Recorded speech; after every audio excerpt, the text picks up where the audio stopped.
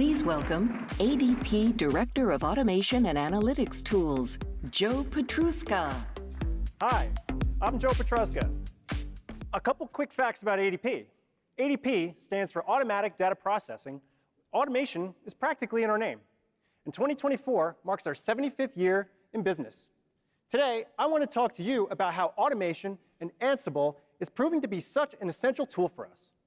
When it comes down to it, it's all about our people. I just told you that ADP stands for Automatic Data Processing, and while that's our official name, we have another name for ADP. We're always designing for people. It's a mantra that is at the heart of everything our technology organization does. Over the last decade with the company, I've been lucky to work with some amazing people who've added so many interesting skills and backgrounds to our organization. Some of these folks have been with us for just a few months, and others for more than 2 decades. Together, we work to develop and operate some of the most impactful products our company offers. While the past decade has brought a lot of collaboration and progress for our organization, it has also brought some big changes. As we've navigated the ever-shifting technology landscape, we've reached a series of interesting tipping points around automation. The choices we've made along the way have had a huge impact on both our IT organization and ADP as a whole. The first tipping point I'd like to tell you about involves our approach to supporting DevOps.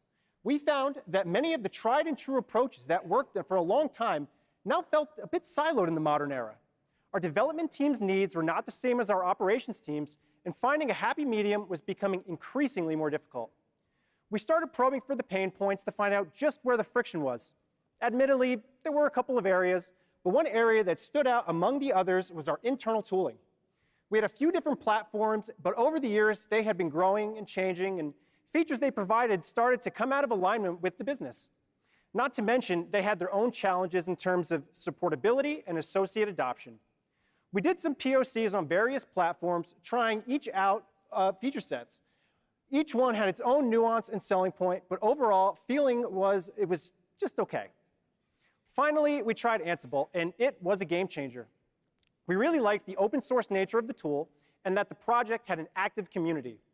There are a multitude of reasons why we went this route, but really it came down to how well it empowered our community and the minimum requirements to start using it. Not needing a proprietary client running on the end user's machine lowered the entry barrier enormously. Writing code in YAML made things simple to understand and easier to collaborate on. The ability to use the IDE of your choice was also appealing to our diverse client base. We had found a tool that could bridge multiple gaps. We kept our longtime developers happy by not obstructing their existing workflows too much, while attracting new teams to explore a tool that made their lives easier. Ansible worked well. The teams liked it, but it did come with its own set of challenges. It quickly became clear that we needed more than just a command line utility. Here, there was an opportunity to really build out a platform with this tool at the request of the people using it. Tipping point number 2. We introduced our first AWX service offering. It was small, but scalable. As we progressed, we started to field questions from various teams at different stages of their automation journey. The community was growing organically through word of mouth, and soon there was serious interest by several high-profile teams. They wanted to learn what we were doing with Ansible and what all the excitement was about. We began running internal training classes where we boiled things down to a no-frills crash course on Ansible and the provided web services. We fashioned the training courses to leverage our custom internal tool stack and focused on best practices. We tried to make things as easy to digest as possible by breaking things down into focused modules. These training classes were a big hit. We filled multiple sessions and even traveled internationally to do in-person training. People really wanted to learn more about what we were cooking up with automation. It was during these training sessions that we realized our approach to automation might offer a real opportunity to bring us all a little closer together. Shortly thereafter, the monthly user community meeting was born. We invited teams from across the company to come together to discuss all things related to automation, from teams porting legacy code from the mainframe to teams looking to containerize and orchestrate their entire stack. This was great. Lots of possibilities being exchanged. Content was shared and demonstrated, and most importantly, automation was bringing our people together. The barriers started to come down between the development and operations teams. The ops team now had a single pane of glass to perform many of their daily tasks with results that could be inspected, triaged, and remediated.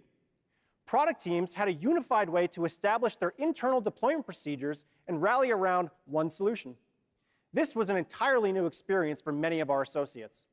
There was now a single place to manage all their various tasks that they did day to day. The need to manually log into a host and fire some command had disappeared. The strain of configuration management had been offloaded to a reliable code repository, and time between code iterations dropped. Overall, happiness increased and growth exploded. We went from a single team running just a handful of jobs per day to a dozen teams running hundreds of jobs a day to hundreds of teams running thousands of jobs a day. We had really started to make an impact that our people could feel. While this was all going on, things also got easier to manage from an infrastructure perspective. My team was no longer burning cycles, testing and validating agents across every flavor of operating system we supported. The toil of managing these legacy systems was reducing daily, and I, for one, was very happy about that. The day finally came when the decision was made to deprecate the legacy products in favor of the AWS Ansible platform. This was excellent. We were finally starting to see the light at the end of the tunnel. As awesome as this was, and it marked huge progress for us, it was right about this time we started to feel some growing pains. We had rolled out AWS, which we loved.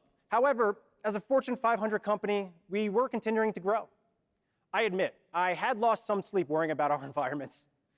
Open source is great, but if the system goes down, who can you rely on for support? We had reached another tipping point.